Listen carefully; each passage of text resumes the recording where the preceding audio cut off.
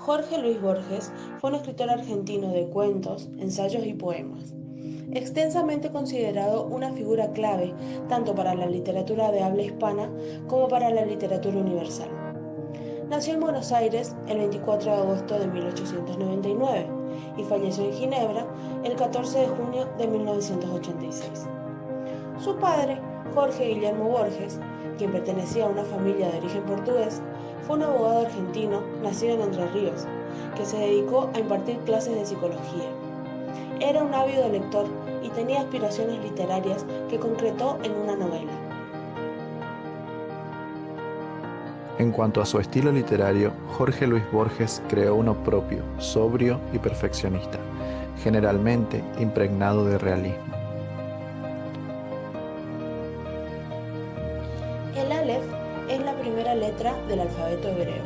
¿Por qué no de otro idioma?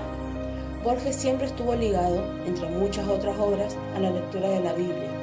Su madre y su abuela le habían inculcado la lectura de la misma. Además, toda su ascendencia, de parte de su madre, era de pastores metodistas. El cuento El Aleph está enmarcado literariamente en lo que se conoce como literatura fantástica latinoamericana. El Aleph es relatado por un narrador en primera persona llamada Borges, nombre que solo se descubre hasta la mitad del texto. Este Borges ficcional comienza relatando el estado de las cosas tras la muerte de Beatriz Viterbo, a la que había amado sin ser correspondido. Luego, el primo de Beatriz, Carlo Daneri, le revelará su secreto, el Aleph, que se encuentra en el sótano de la casa. Borges lo ve y a partir de ese momento su mente será invadida por conjeturas de lo que podría haber visto o no. Entre los personajes de la obra encontramos a Borges, a Beatriz Viterbo y a Carlos Daneri. Se descubre el personaje del Borges ficcional a mitad del cuento. Este personaje es el narrador en primera persona y a través de un monólogo va contando los sucesos que le acontecen.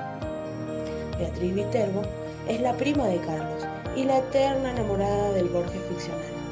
Había fallecido hace un tiempo. Carlos Daneri es un escritor que vive en la casa de la difunta Beatriz y hacía mucho tiempo había descubierto el Aleph en el sótano de la casa. Las temáticas que aborda el cuento son el amor. El Borges ficcional estaba perdidamente enamorado de Beatriz, quien había muerto hacía un tiempo y nunca le había correspondido. La obsesión. Borges no podía olvidarla y hacía todo lo posible por aferrarse a costumbres o acciones que implicaban rememorarla, ya sea ir a su casa o traerla a colación en cualquier conversación. La muerte. El cuento nos muestra a través del Borges ficcional el sentimiento de pérdida de una persona y cómo se la extraña al no poder tenerla cerca. La incertidumbre de la vida. Al ver el Aleph, Borges tendrá miedo de no volver a sentir curiosidad por la vida y por los misterios del mundo, ya que los ha visto a todos. Teniendo en cuenta el contexto literario, podemos decir que el boom de los 60 está próximo en el contexto del Aleph, y a mediados de siglo encontramos claros antecedentes de la explosión cultural que está a punto de ocurrir. Nos referimos a obras de una calidad excepcional, tales como El Señor Presidente de Miguel Ángel Asturias o El Túnel de Juan Rulfo, por ejemplo.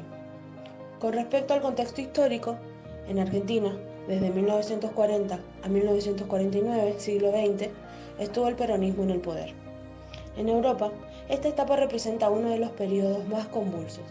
La expansión económica, segunda revolución industrial, gran capitalismo, imperios coloniales, de los primeros años del siglo, termina con la Guerra del 14.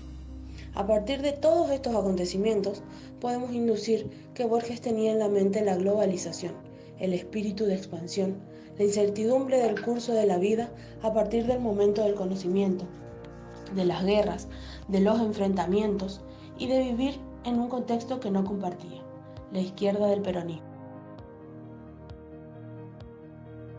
Existen recursos literarios que podemos encontrar en el cuento El Aleph. Por ejemplo, la descripción. Cuando nos relata Beatriz era alta, frágil, muy ligeramente inclinada, había en su andar, si el oxímoron es tolerable, una como graciosa torpeza, un principio de éxtasis. También tenemos hipérbaton, por ejemplo, en torpes colores. la pertinente escalera. Hipérbole, no y 1000 veces no. Paradoja, vi todos los espejos del planeta y ninguno me reflejó.